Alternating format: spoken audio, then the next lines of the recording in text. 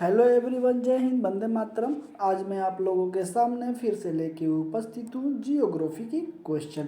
अगर हम बात करने वाले हैं आज, अगर डिस्कशन होगा तो यूनिट 4 का, जिसमें दिया है कि भूगर्भिक इतिहास एवं शैल तंत्र के बारे में आज हम लोग डिस्कशन करने वाले हैं। अगर बता दें आपको तो यह सेशन आपके लिए बहुत ही महत्वपूर्ण होने वाला है, क्योंकि जो बीपीएससी के थ्रू जितने भी क्वेश्चन पूछे गए हैं एग्जाम में जियोग्राफी से रिलेटेड, वो सारे क्वेश्चन आज इसमें हम लोग डिस्कशन करने वाले हैं।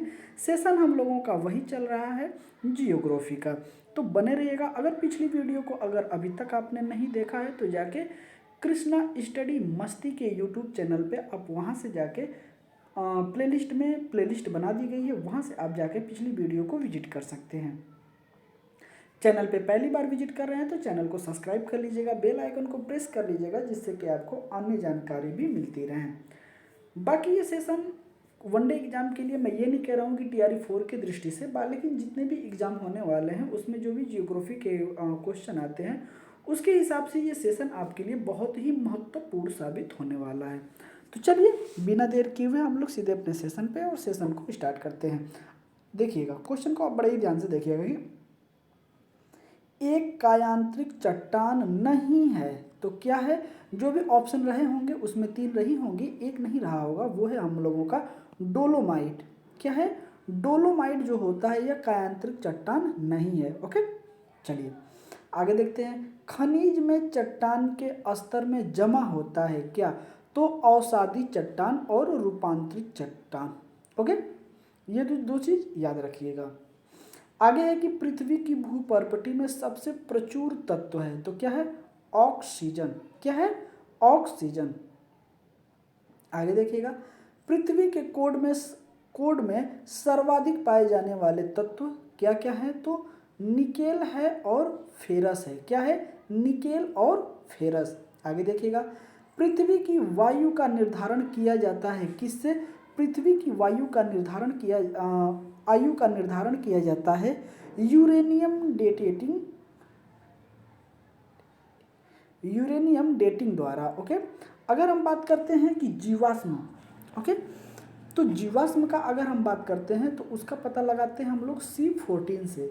ओके, कार्बन 14 होता है, लेकिन अगर वही पृथ्वी की आयु का निर्धारण करना होता है तो यूरेनियम से। ओके, आगे देखिएगा, वलय क्रिया फोल्डिंग परिणाम है किसका? तो पर्वत निर्माणकारी, ओके, बल का, पर्वत निर्माणकारी बल का। आगे देखते हैं, बड़े ही ध्यान से देखिएगा। आगे दिया गया है कि विवर्तनिक क्रिया से अलग हुए हैं क्या? महाद्वीप। क्या हुआ है? तो महाद्वीप।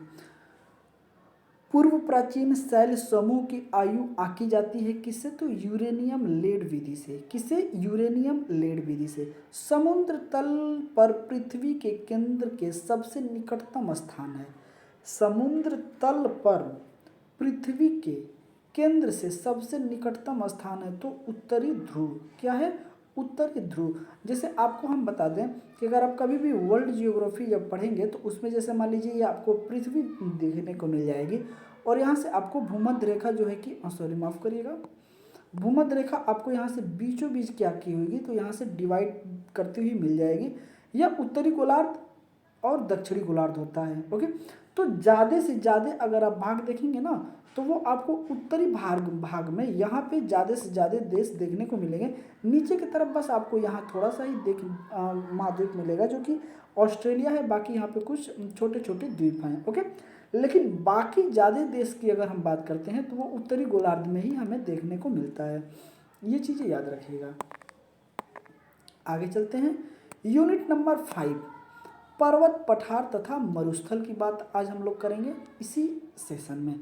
तो आगे देखिएगा, तेहरान किस पर्वत पर स्थित है? तेहरान जो है किस पर्वत पर स्थित है? तो एलबुर्ज। क्या है? एलबुर्ज।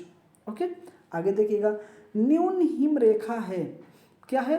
अल्पास क्षेत्र। आगे देखिएगा, युवा वलित पर्वत नहीं है, इसमें नहीं की बात कर रहा है तो अरावली हो जाएगा और अल्पलेशियन हो जाएगा, अल्पलेशियन। ओके, क्योंकि ये दोनों ही कैसे पर्वत हैं, तो ये दोनों ही बहुत ही पुरानी पर्वत श्रृंखला में इनका आता है। अगर हम बात करते हैं तो इन्हें हम क्या बोलते हैं,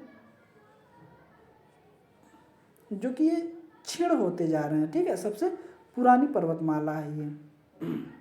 अगर युवा की बात करेंगे तो जैसे हिमालय आ जाएगा आपका, और भी इसमें पर्वत आ जाएंगे, एटलस एटलस एटलस आ जाएगा। फिर उसके बाद अगर हम बात करते हैं तो बहुत सारे पर्वत आ जाएंगे, अभी मुझे ख्याल नहीं आ रहा है, लेकिन बहुत सारे पर्वत आ जाएंगे जो कि युवा हैं। ओके, आगे देखिएगा। शैल जिसमें जिसमें जीवाश्म पाए जाते हैं वो क्या होते हैं, तो औषधि शैल होते हैं। क्या होते हैं, औषधि शैल होते हैं। सहारा रेगिस्तान है तो गर्म प्रकार का, कैसा है इसका प्रकार, गर्म है। आगे देखिएगा। पर्वत शिखर पर मिलने वाली चट्टानी सतह कहलाती हैं, क्या कहलाती हैं, तो फेल्सन मीर कहलाती हैं। आगे देखते हैं, बड़े ध्यान से देखिएगा। भूटान की सर्वोच्चतम पर्वत चोटी है तो क्या है, कूला कंगारी, माफ करिएगा, कूला कंगारी। ओके, विश्व का सबसे शुष्क रेगिस्तान है तो क्या है, अटकामा।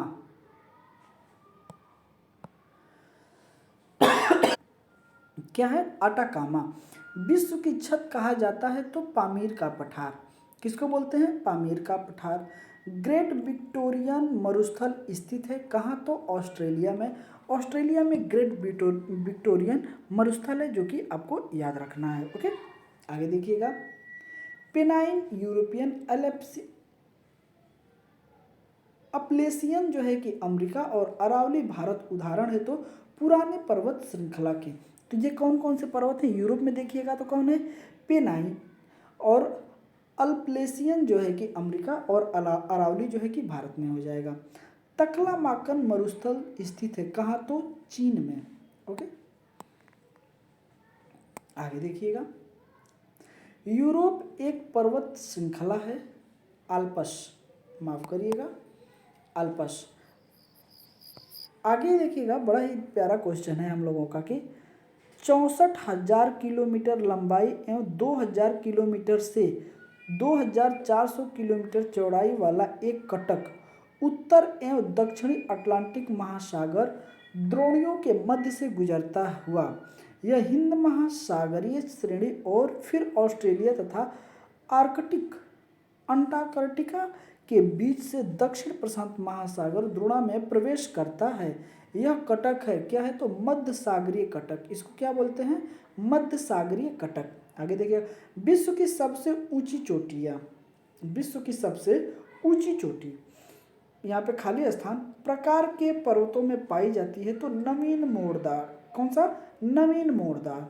आगे देखिएगा। विश्व की सर्वाधिक लंबी पर्वत श्रृंखला क्या है, तो एंडीज है, क्या है, एंडीज है। गोबी मरुस्थल चीन में पाया जाता है, क्या है, गोबी मरुस्थल चीन में पाया जाता है। आगे देखिएगा। रेगिस्तानी क्षेत्र में मशरूम सेल का निर्माण होता है अपघर्षण भूक्षरण का, अपघर्षण भूक्षरण का। ओके, आगे चलते हैं। आगे देखिएगा। पृथ्वी की छत स्थित है तिब्बत का पठार, माफ करिएगा, तिब्बत का पठार। ओके, अब हम लोग बात करते हैं यूनिट 6 ज्वालामुखी एवं भूकंप। ओके, आगे देखिएगा। एक भूकंपीय गंभीर और विध्वंसनकारी, अगर बात करते हैं तो प्लूटोनिक भूकंप। रिएक्टर स्केल मापक का पैमाना है, किसका है, तो भूकंप का। भूकंप को हम इसी रिएक्टर में मापते हैं। आगे देखिएगा। भूकंप की गहनता मापने हेतु प्रयोग में लाया जाता है, क्या है, तो मरकली मैदान, सॉरी माफ करिएगा, मरकली पैमाना, मरकली पैमाना।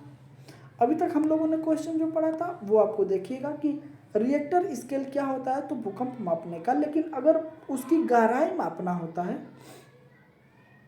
तो मरकली पैमाना होता है, क्या होता है, मरकली पैमाना। आगे चलते हैं। आगे देखिएगा। भूकंप की तीव्रता का मापन किया जाता है, किसके द्वारा किया जाता है, तो मशीन द्वारा, सिस्मोग्राफ, क्या है, सिस्मोग्राफ। डप संबंधित है तो ज्वालामुखी राख से, डप संबंधित है किससे, तो ज्वालामुखी राख से। आपसे क्वेश्चन ऐसे पूछ सकता है कि ज्वालामुखी का जो राख है उसे क्या कहते हैं? तो डफ कहते हैं। क्या कहते हैं? डफ कहते हैं। आगे देखिएगा, माउंट एटना स्थित है। माउंट एटना है क्या है? तो यह है एक ज्वालामुखी। माउंट एटना कहाँ स्थित है? आप हमें ये कमेंट करके बताइएगा। मानो लोगो उदाहरण है किसका? सक्रिय ज्वालामुखी का। किसका है? तो सक्रिय ज्वालामुखी। अग्निवृत्त को इस संदर्भ में भी जाना जाता है, एक सक्रिय ज्वालामुखी। क्या है? तो एक सक्रिय ज्वालामुखी। चलिए आगे चलते हैं। अगला यूनिट हम लोगों का होगा 7। बड़े ही प्यार से देखिएगा। अपवाह एवं नदियों के किनारे स्थित नगर, जो कि बीपीएससी द्वारा पूछे गए हैं। बड़े ही ध्यान से देखिएगा। ताउपो झील स्थित है कहाँ? न्यूजीलैंड में। क्या है? ताउपो। आगे देखिएगा, ऑस्ट्रेलिया की प्रमुख नदियां हैं। क्या है? तो मर्रे एवं डार्लिंग। क्या है? मर्रे एवं डार्लिंग। एक नदी जो प्रशांत महासागर की ओर बहती है, तो वो कौन सी है? अमूर। क्या है? अमूर। प्रसिद्ध नील नदी संबंधित है तो इजिप्ट से। क्या है? इजिप्ट से, जिसको हम लोग मिस्र भी बोलते हैं। दक्षिण अफ्रीका का सबसे बड़ी नदी है तो अमेजन है। यह विश्व की सबसे बड़ी नदी है। क्या है? बड़ी नदी।